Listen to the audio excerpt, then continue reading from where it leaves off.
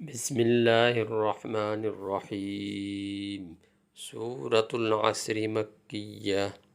والعصر ان الانسان لفی خسر الا الذین آمنوا وعملوا الصالحات وتواصوا بالحق وتواصوا بالصبر۔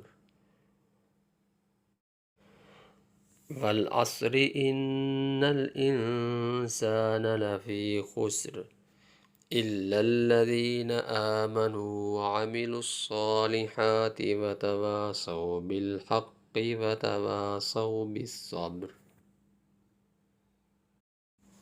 اس سورت کی پہلی آیت میں اللہ تعالیٰ نے فرمایا ہے والعصر، قسم ہے زمانے کی۔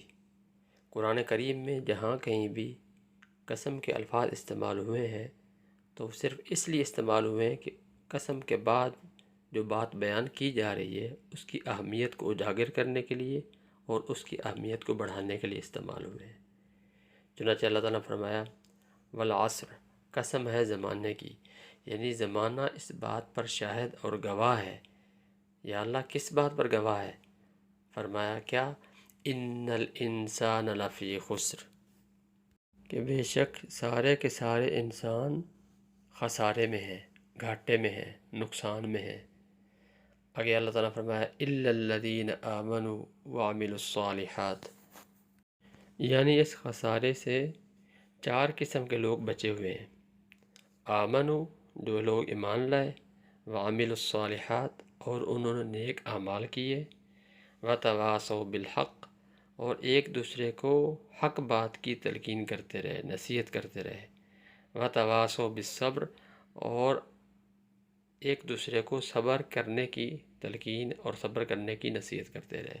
تو یہ چار قسم کے لوگ اللہ تعالیٰ نے فرمایا کہ یہ اس خسارے سے بچے ہوئے ہیں، اس نقصان سے بچے ہوئے ہیں جو یہ کہ اللہ تعالیٰ نے پہلے بیان فرمایا۔ ان کے علاوہ جتنے بھی لوگ ہیں وہ سب کے سب خسارے میں مبتلا ہیں، نقصان میں ہیں۔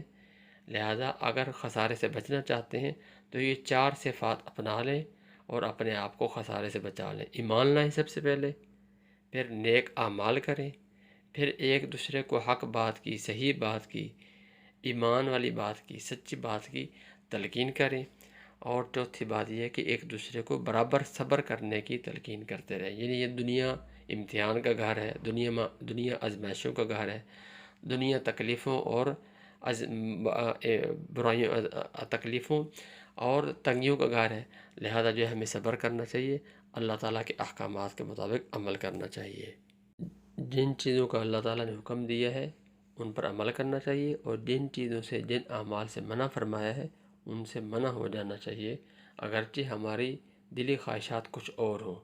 فرمایا کہ اس کا نام صبر ہے۔ مصیبتوں پر صبر، گناہوں پر صبر، اور عبادات پر ثابت قدم رہنے پر صبر۔ اللہ رب العالمین عمل کرنے کی توفیق عطا فرمائے۔